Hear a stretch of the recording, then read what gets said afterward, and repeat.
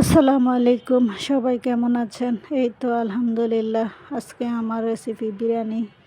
তো এভাবে বিরিয়ানি রান্না করলে বিরিয়ানির পারফেক্ট টেস্ট আসবে।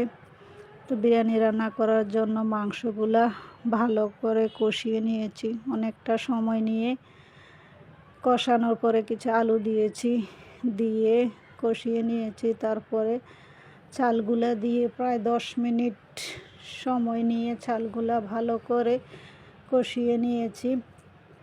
এখানে আমি বিরিয়ানি রান্না করার জন্য চিনি গুঁড়া চালটা ব্যবহার করেছি। তো আমি চাল দিয়েছি 2 কাপ চালে আমি 4 কাপ পরিমাণ পানি দিয়েছি। যেহেতু পানির পরিমাণটা বেশি না হয়ে আসে, কারণ 2 কাপ চালে যদি 2 কাপ পানিতে বিরিয়ানির পারফেক্ট হয়। তো এই তো কিছু কাঁচামরিচ দিয়ে দিয়েছি, দিয়ে একটু নেড়ে নিয়েছি, নিয়ে প্রায় 20 মিনিট দমে রেখেছি। এই তো আমার বিরিয়ানি রেডি। 20 মিনিট পরে ফিরে এসে একটু নেড়ে দিয়েছি। তো সবাইকে ধন্যবাদ, সবাই ভালো থাকবেন। আল্লাহ হাফেজ।